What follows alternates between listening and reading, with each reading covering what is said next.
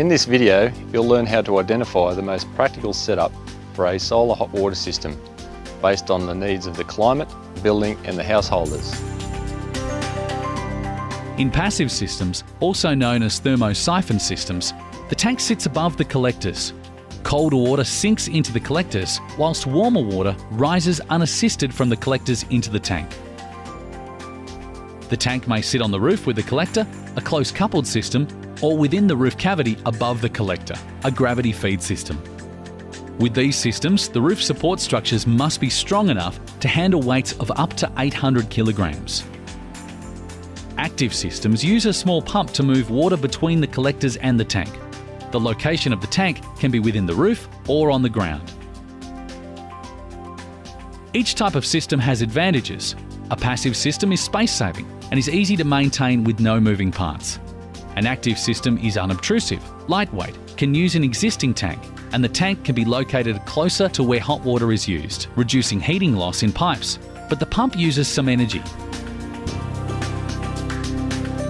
There are two collector types to choose from: flat plate and evacuated tubes. Evacuated tubes have the advantage of receiving perpendicular radiation for a greater part of the day. This, combined with their vacuum insulation, means good winter performance. Flat plate collectors, particularly if purchased as part of a closed couple system, can be more affordable than evacuated tube collectors. However, the prices of evacuated tubes has fallen in recent years. Collectors should ideally face true north in a shade-free position. Facing the collectors 45 degrees from the north will result in only minor reductions in performance. The ideal inclination is the angle of latitude plus 5 to 10 degrees. Sydney's latitude is 33.5 degrees, so an ideal angle of inclination would be around 40. However, plus or minus 15 degrees would still provide adequate performance. If your collectors face due east or west, the lower the angle of inclination, the better. However, to allow thermosiphon flow, you must always keep the angle above 10 degrees. For the correct sizing of your collectors and tank, consult manufacturer's guidelines to see what is best for the climate and household. In places with minor frosts, evacuated tubes may offer enough inbuilt protection. In climates with regular frosts, indirect or closed-loop systems are the most popular and reliable form of frost protection. Instead of water, an antifreeze fluid is heated in the collectors. The antifreeze passes heat onto the water via a heat exchanger. The antifreeze does not come into contact with the household water supply. Other frost protection methods are available, such as frost protection valves, temperature programmable pumps, and drainback systems.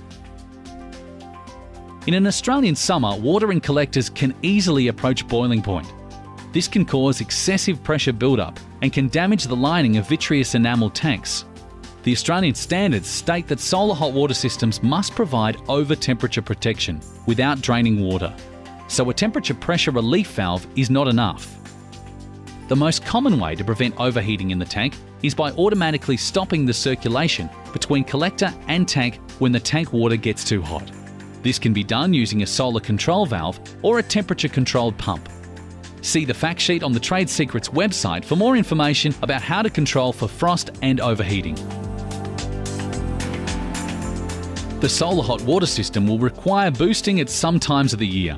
Electric boosters use a lot of power, so make sure the booster is controlled by a manual in-house switch. This switch should include a light to indicate when on.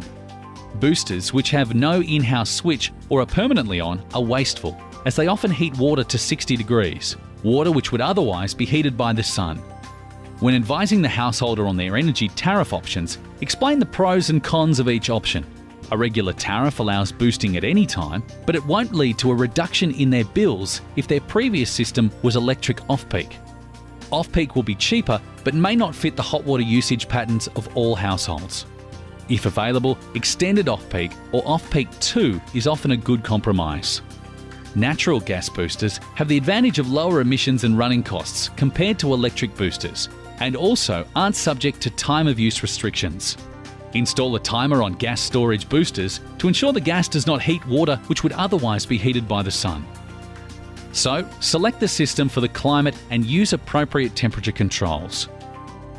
locate the collector and tank to maximise performance, install a manual boost switch, and connect to a tariff which minimise emissions and costs.